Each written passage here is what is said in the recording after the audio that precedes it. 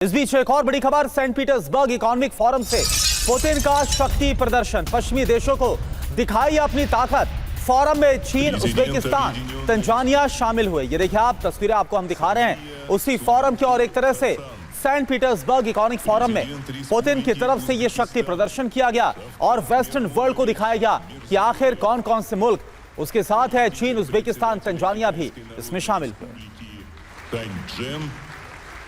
Модератор пленарного заседания Владимир Владимирович Путин, президент Объединенной Республики Танзании। और पश्चिम देशों पर जमकर बरसे पुतिन, अराजकता फैला रहे हैं यूरोप के ताकतवर लोग। कई देशों में अराजकता फैलाना चाहते हैं यूरोपीय देश।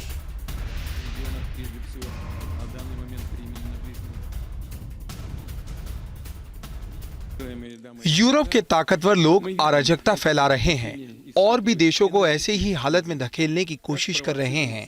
ऐसा इसलिए हो रहा है क्योंकि दुनिया के विकास का पूरा मॉडल ही बदल रहा है।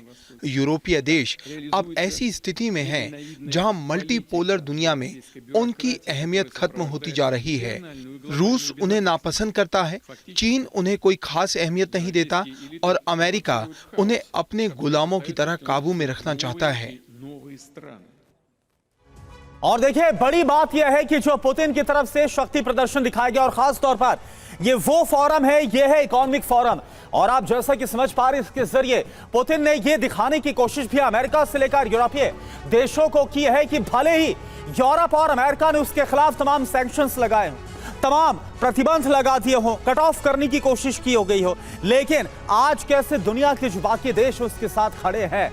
पुतिन का शक्ति प्रदर्शन बिगड़ा नाटो का समीकरण, अराजकता फैला रहे हैं यूरोपीय देश, ये व्लादिमीर पुतिन की तरफ से कहा गया। रूस को सैन्य विस्तार से डराया बिल्कुल नहीं जा सकता। नाटो का हथियारों का जो जमावड़ा है वो बेकार है। रूस आज हर खतरे का जवाब देने में सक्षम है। यूक्रेन को स्वीकार करने होंगे समझौते, ये दबाव भी बनाया गया।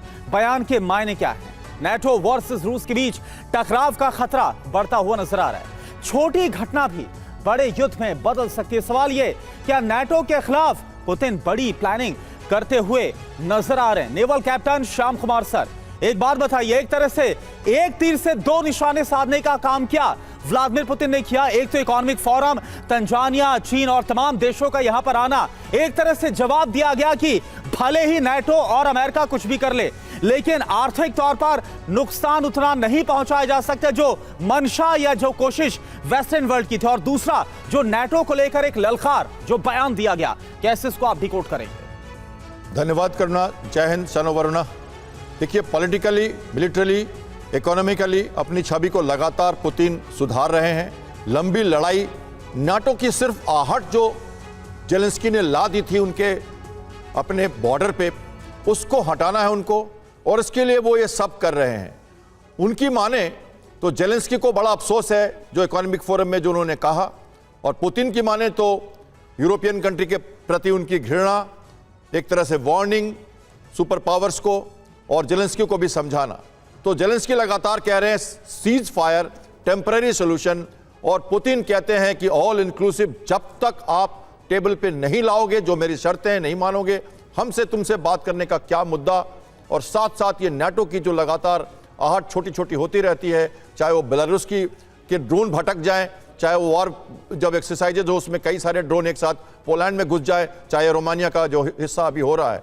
लेकिन लुहांस्क पे जो अटैक किया, 21 लोग जो मारे गए रशिया के, उसका बदला तो लेंगे पुतिन, और ये पॉलिटिकल लेवल पे लेंगे, डिप्लोमेटिक लेवल पे लेंगे, मिलिट्री भी लेंगे। तो कहीं ना कहीं अभी दोनों देशों को लंबे समय तक युद्ध में जूझना पड़ेगा। स्लो वार में रहना चाहते हैं रशिया के प्रेसिडेंट, साथ साथ अपनी छवि और अपनी मिलिट्री को बरकरार रखना चाहते हैं।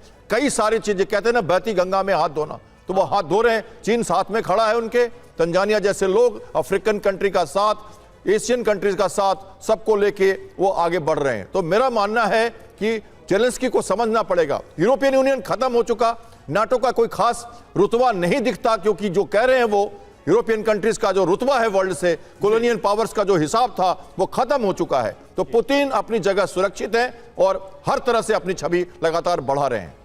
सर इसी सवाल को आगे बढ़ा रहे हैं कि अगर ये साख का क्रेडिबिलिटी का संकट वाकई में नेटो के पास यूरोपीय देशों के सामने आ जाता है तो ये तो एंड ऑफ नेटो ही है एक तरीके से। अगर मान लीजिए कि नेटो मेंबर्स कोई लाइन खींच नहीं पाते हैं पुतिन के लिए और पुतिन जब जैसे चाहे जो चाहे वो कर पाते हैं, तो इसका मतलब है कि नेटो का होना ना होना, उसका मेंबर बनना ना बनना कोई मायने नहीं रखता है। नहीं, बिल्कुल रवि, बहुत ही अहम सवाल है ये, क्योंकि देखिए नेटो का जब बनाया गया था शुरू में सोवियत यूनियन के अगेंस्ट में बनाया गया था, बाद में सोवियत यूनियन का बिखराव हुआ, रशिया रह गया, एक बड़ी ताकत नहीं रह गया था, तब नेटो देशों में सवाल उठने शुरू हो गए थे नेटो का औचित्य क्या है, किस लिए हम नेटो है, क्योंकि रशिया के अंदर वो ताकत नहीं थी।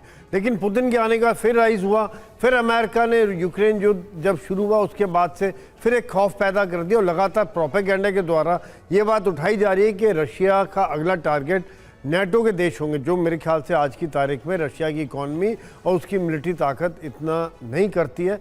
लेकिन एक बात आती है यहाँ पे कि जब ईरान की बात आई तो नेटो देशों ने किनारा कर लिया अमेरिका के साथ, लेकिन जब रशिया की यूक्रेन की बात आती है तब ये यहाँ पर इकट्ठे हैं और लगातार यूक्रेन को मदद दिए जा रहे हैं, क्योंकि ईरान के केस में वो दूर पड़ता था और अमेरिका की शुरू की लड़ाई थी। लेकिन यहाँ पर इनको ये लगता है जिस प्रकार से विचारधारा चल रही है कि रशिया का अगला टारगेट हो सकता है यूरोप हो, जिसकी वजह से यूक्रेन को रशिया से भिड़ाए रखो, लड़ाई जारी रखो ताकि रशिया एंगेज रहे और वो लोग सुरक्षित रहे। यही कारण है कि हर तरह से हथियार, पैसा और ट्रेनिंग, हर तरह की मदद, इंटेलिजेंस की मदद ये लोग दिए जा रहे हैं। करना